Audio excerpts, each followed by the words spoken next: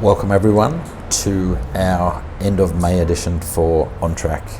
It's the 29th of June as I record this, and greetings from Coolangatta, where I'm down for the week on annual leave. It's interesting, was meant to be in Queenstown this week, but those plans obviously long since gone with everything that's going on around the world. So enjoying the lovely Coolangatta in the meantime.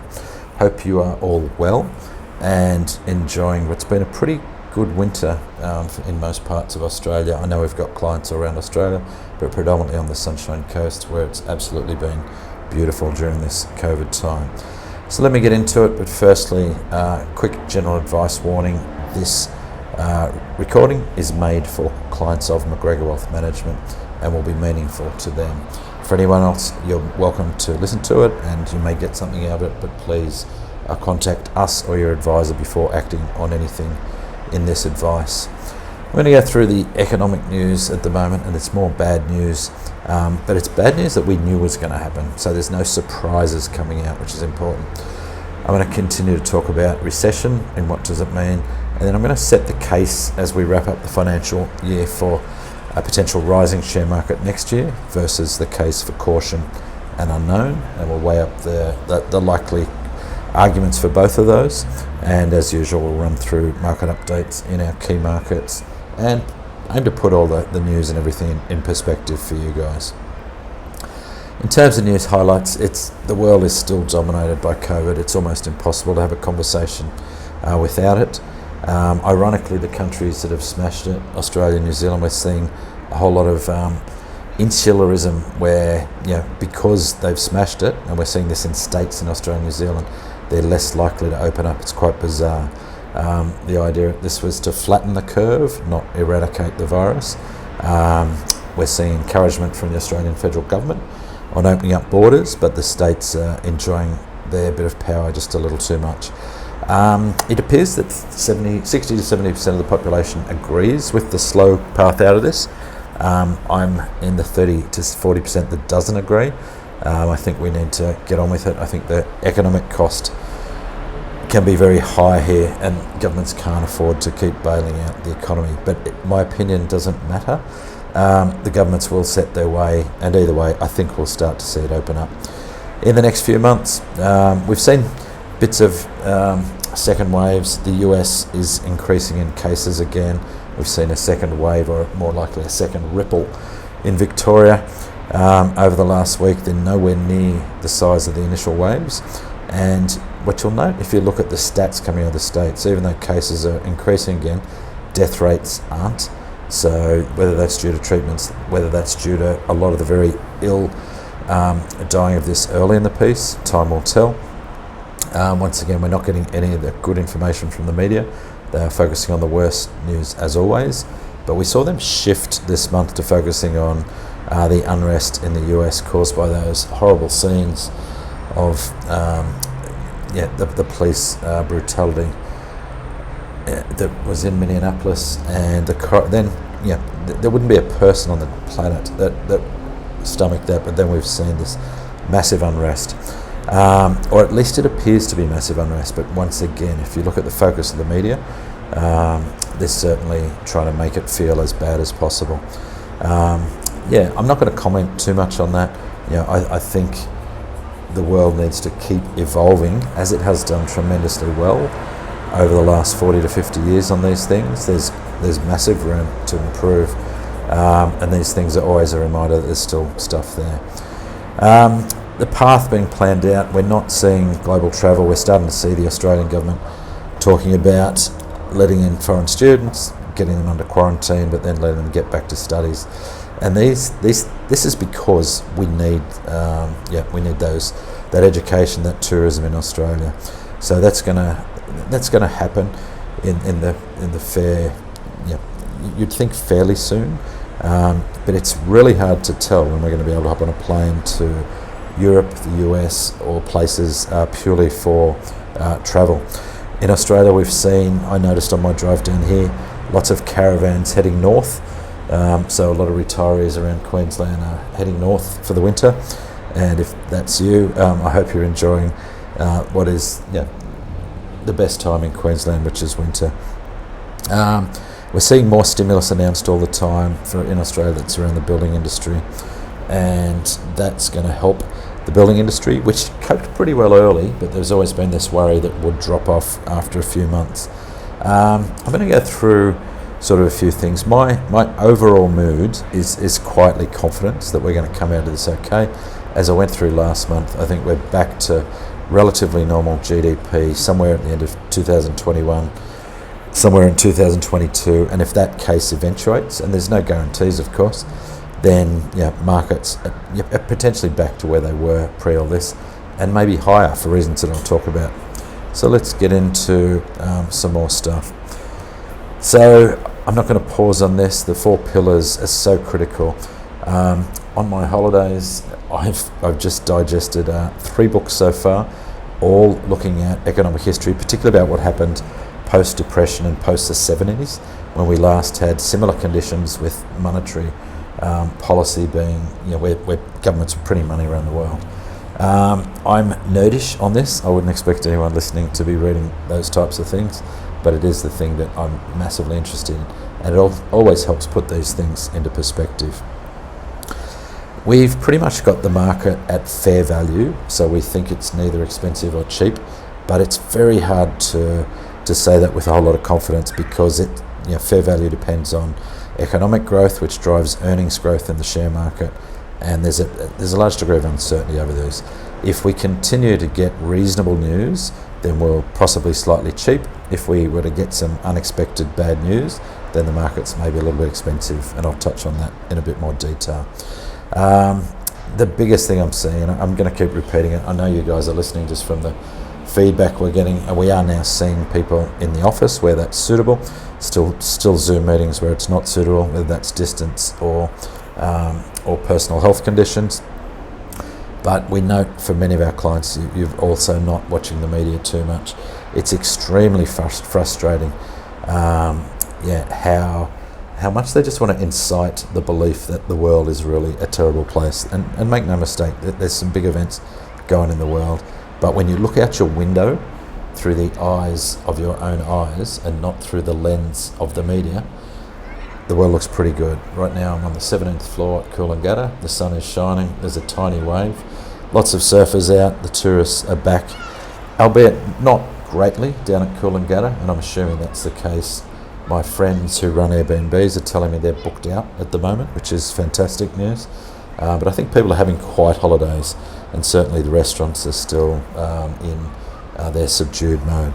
Anyway, on to a couple of key points. As I said, we've got the market just slightly below fair at the moment, but I want to talk about where this fits in, because we saw a 36% downturn, and you'll see on the right hand side here the 8 worst downturns in the Australian share market up until this one, and I've put in labels on them. The number 1 worst one was in 1973 to 83, and that initial one where the market dropped 52%, and it was painfully slow, and this was at the start of oil prices going up. It was also the end of the Bretton Woods agreement, where there was gold standard, and ironically in that time it was the start of currency wars, which we're starting to see already. The number 2 worst time, well, we only just finished it, ironically, was 2007 through to 2000, well, this chart's old, but effectively to 2020. And the number 3 worst time was 1987, where we had a very similar quick downturn, followed by a quick partial recovery. And then 1929, where we were down 39%. Back in the 30s, that also did start money printing and currency wars.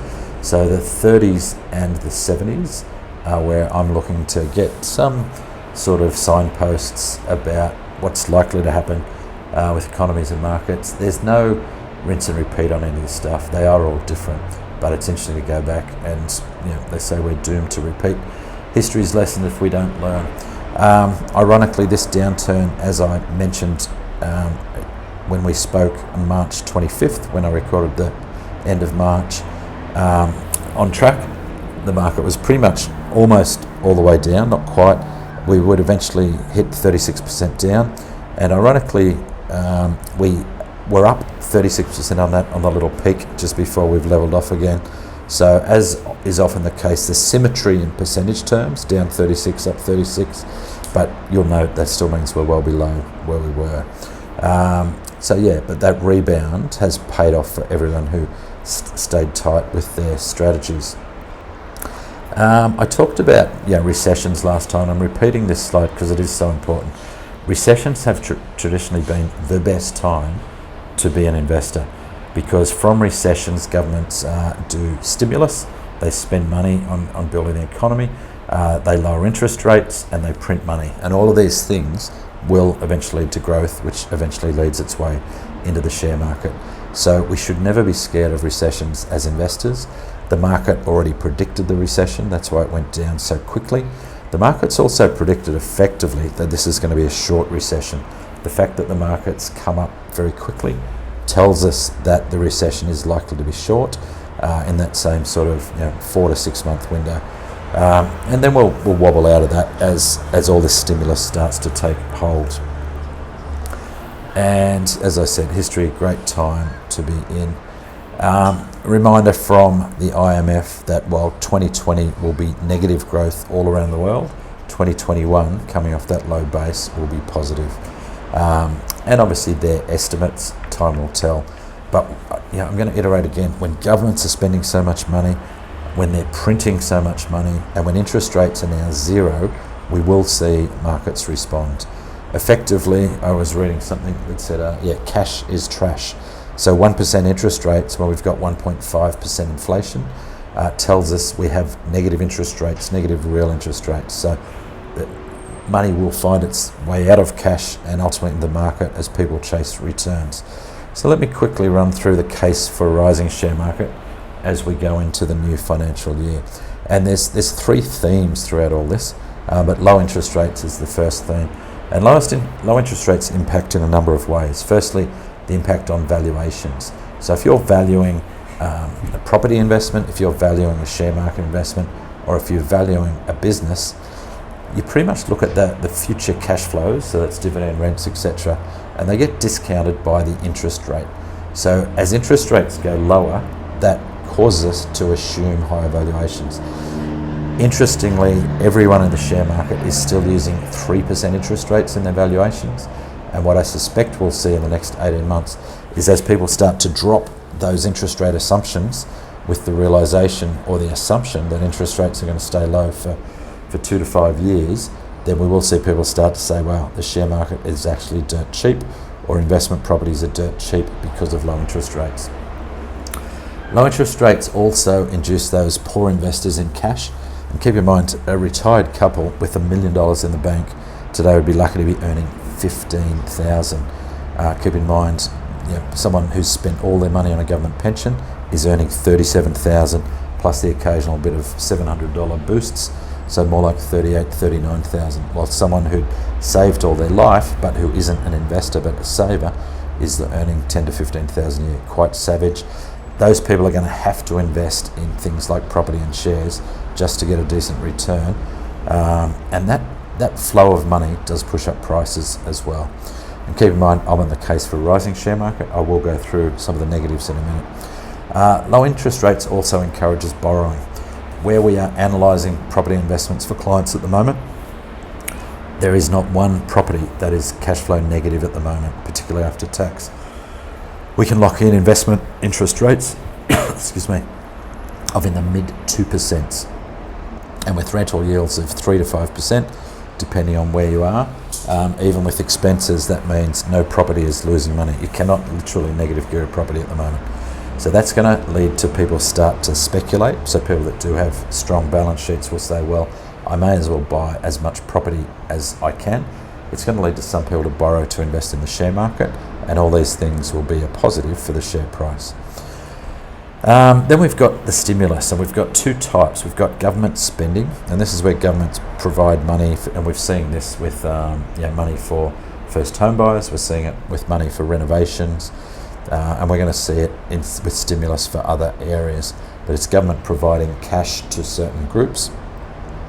We're going to also see it with governments spending money and bringing forward infrastructure projects, which is the best way, by the way, of bringing forward expenditure because it's money they were going to spend anyway. They just bring it forward when it needs to be done to keep the economy flowing well. And then we've got the second type of stimulus, which is where the federal bank, the Reserve Bank in Australia, the Federal Reserve in the US, are printing money. Now, they're not physically printing paper money. Everything's digital these days, but they are effectively buying bonds back using their effective overdraft, which puts extra money into the money supply. So what that does is it provides money that banks then use to lend to people and go into investments. And effectively all that money, one way or the other, finds its way into the share market. And that's why we've seen share markets rise since all that stimulus was announced. Now, that's been repeated around the world, and that will eventually lead to GDP growth as that bites. Now, some of that GDP growth is from government spending. And eventually that growth leads to rising commodity prices. So that's things like iron ore, and we're already seeing that, but also other food items. And the big one we've seen over the last year, and I'll talk on that in a minute, is gold. And as all these numbers start to go up, people start to feel more confidence. And this can then generate all the usual reasons that investments and share markets in particular start to rise. And particularly when cash is trash at sub 1%, people are going to ask the question, what else can you invest in? And for novice investors, they start to feel safe as the share market goes up. For experienced investors, that's when they start to feel nervous sometimes. But for novice investors, they may start to feel safe. So let's have a look at the case for caution. And that is that we're still in an unknown. It's impossible for anyone to tell the extent of economic damage. So that's the restaurants and businesses that won't open up again and how quickly they are to replace. So lots of businesses will not open after this.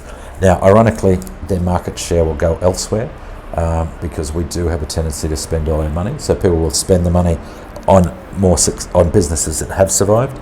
But we don't know the extent of that economic damage, and we don't know how long it will take to recover.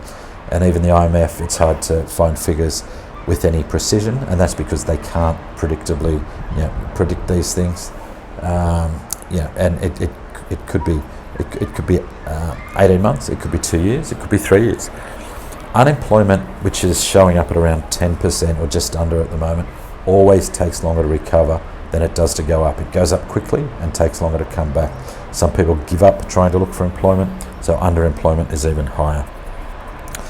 The virus itself, and you'll note I haven't talked much about this in this episode, and I'm not going to, but the big question, will we get a vaccination, will we get a treatment? There is literally billions of dollars going into this, so I'm assuming we're going to get, at worst, a treatment. And once people stop dying and stop having to be in intensive care for this, I think that's when we see borders open up. And as I mentioned before, we're seeing when countries start to print money, one of the side effects of that is their currency starts to depreciate or go down as they try and make their local exports more competitive. But when one country starts, more countries start, and that leads to currency and trade wars, which we were seeing before we went into this, and we're going to continue to see more of. Governments around the world are responding in different ways, and that second last point there, some of them aren't doing so well, and some of them will not do very well in their responses. I think for the most part, most of them will do okay, particularly the major G20 economies. But whether spending money on first home buyers is the most effective way, or as we saw in the GFC, pink bats, it's always hard to tell what's right, and we're all armchair experts. But for the moment, I'm still feeling like the Australian government is doing as good as anyone in this, which is quite pleasing for us, and hopefully bodes well for us as well. And as always, one of the biggest causes for caution in the share market is you never know when the next black swan event will come around. It probably won't be another virus, because the reason we call the markets the wall of worry is because we continually worry about another one of whatever's happened before. We're worried about another depression after the depression, we're worried about another oil shock after the oil shock, we're worried about another GFC after the GFC. We'll be worrying about another virus after this one. They're unlikely to be repeated, but it's a black swan is just an unknown event that no one could possibly predict. So let's go through the markets now. Aussie shares up for the month of May, 4.6%. They've come back a little bit. They kept going after that and then have come back a bit. They were running really hot, and as I said, up 35% to June the 9th, and then come back a bit there as well. 1 year returns sitting at minus 7%. Not too bad for the number 5 downturn that we've ever had. And you'll see perspective on that 10-year chart, where and in the charts there, 10-year returns at about 7% in a time where inflation has been around 2% or just below. So inflation plus 5, not too bad considering we're still in what I'm calling the ditch. So we're still in the ditch until we get back to where we were. So you'd expect long-term returns to be slightly below average until they're above the ditch. So as I said, our assessment fair. We go to US small cap shares, and our assessment here also fair, and looking very much like the Australian market, US small cap shares, and they have recovered strongly. Not as strongly as US large caps. US large caps are actually up for the year, and went past that. Sorry, just back to the US share large caps. They're actually up 16% for the year. Now, importantly, that's in Australian dollars. So the Australian dollar is weaker compared to a year ago, although up strongly compared to where it was. So once again, incredible the importance of diversification. Just by owning both Australian and US shares, that gives us a more neutral result instead of just being down. As I said, US small cap shares down 13% for the year. And then as we go to global leaders, this is the top 100 companies in the world. And my apologies, I'll fix this up in the slides. They are actually up as well. So the slides attached to the blog will be there. Apologies, I missed that update in here. But you can see here the strong recover. And you can see here, the top chart here shows back to just over $70 for IOO, which is the way we get exposure to the largest 100 companies in the world. And the market's up about 75, so it's up for the year there as well. Emerging markets have doing this tougher, as they always do in any crisis. Down 8% for the year, and we still think they're cheap, although they will take a bit more time to come out of this as well. But once again, importance of diversification. And look at this, gold, 42% for the year. Who would have thought back in June of last year that gold would go up by 42%? And there's always someone out there, of course, but certainly not us. But it's in the portfolio for an important reason, and that's because when there is volatility in the world, gold goes up, and it's extremely valuable to have in the portfolio. That will continue, even though gold's weakened at the moment. We do believe gold is an insurance policy. We like having it in the portfolio, not too much because it doesn't produce any income, but, and here's the big but, cash isn't producing much income at the moment either. At 1%, all of a sudden the gap between what gold pays, which is 0, and what cash pays, which is 1%, is very low. And in some countries around in the world where there's no interest rate, you're just as well off to hold your money in gold. And some people will choose to do this because, as we said, currencies are going to depreciate, and often when currencies depreciate, gold does go up. So gold will continue to be an important part of the portfolio. Now, the portfolio performances, there's a bit more information in this one this month. I'm going to start from the bottom here. The 3 and the 5 year results have started to normalise. That means higher growth investors are doing better than lower growth investors. They're not normalised over 1 year or 6 months. You can see that higher growth investors haven't done as well. So over 1 year, higher growth investors are down about 0.5%, whereas conservative investors are up about 1.7%. But as you go out to 3 and 5 years and the more normal long-term returns take place, you can see we're into that normal situation. We are below the targets and the long-term averages, but that is normal while we're in the ditch. You'll see in the upper table, the active portfolio has done its job beautifully. That's where we hold gold. So it's actually up 8% for the year, which has helped keep the care returns quite well in a time where the Australian equities, which is AEQ, down 6%, but international equities up 1% there. And the reserves portfolio up about 2.5% for the year.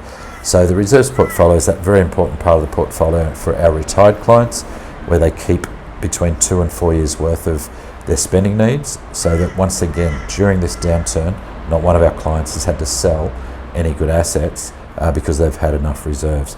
And those reserves have actually performed reasonably well, considering they're in very short-term cash-like investments at about 2.5%. So while we don't love negative numbers, we're quite happy with the performance, and we know that most of you that haven't been looking when you've been having your reviews, have been moderately surprised at how relatively little damage is done for what has been one of the biggest downturns of our lifetime. So let's have a quick look at property now. And these are figures to the end of May, so it's the first figures where we're starting to see some impact, but the impact is pretty minor.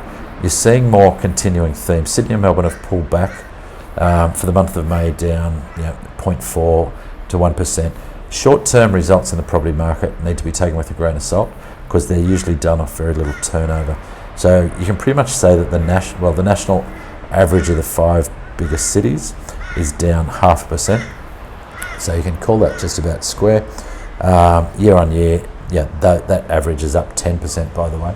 So property, for those of us that own properties has provided a nice balance to the share market over the last year. Property will always lag, so there is debate about what will happen to property prices in the next 6 to 12 months. We won't know for sure until the life support, that is the banking loan repayment holidays, is switched off, and those people who are unemployed or businesses not doing so well can't meet loan repayments, and we get some forced sales. The numbers actually look like they're going to be pretty low on that. So I know there's a lot of people waiting for big discounts in the property market. I'm not sure we're going to get them. There'll be the occasional one, but just when there's people waiting to buy tells us that the worst is not going to happen. The worst happened when no one is going to buy, when they're all standing clear because they're worried about the carnage.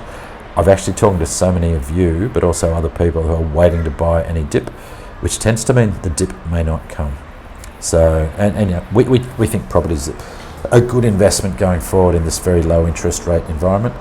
As I said, even property with no gearing is going to get a 2.5% to 3% yield after costs, which is substantially better than cash, and even negatively geared property won't actually be negative geared with low interest rates. Low interest rates won't be there forever, but for the next few years, highly likely. Our friends at Heron Todd White have shuffled this around a little bit in the last few months. You can take it with a grain of salt, and they can move things quickly. It does talk about places like Newcastle at the top of the market, Sydney in a slight decline, but I think those declines will be fairly slow. The $1 million question for property growth in Australia in the next 5 years will be immigration levels. If we return to normal immigration levels, we will see property grow as per normal. If we see lower immigration, we may see lower growth there, because the combination of economic growth plus immigration growth is what drives property prices in the long run. And Australia has had both for decades, and if you take away both of those, we may see some stagnation in the property market. And the unit prices there, much the same. Ironically, still showing good value in places like Sunshine Coast.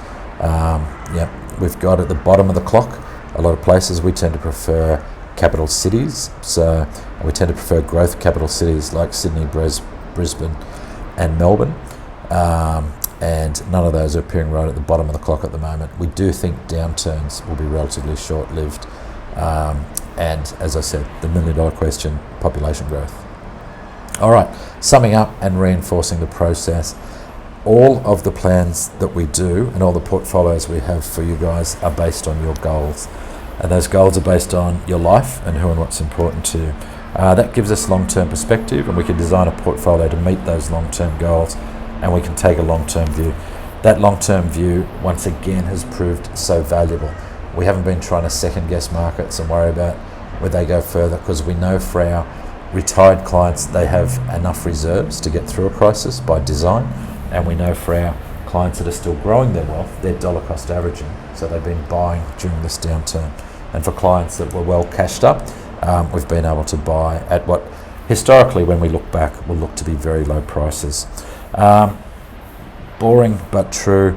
The three things that make for good quality long-term returns: the right asset allocation, so that's having the right percentage in shares versus bonds, and diversification, so that's where we bargain away the right to make a killing in return for never being killed.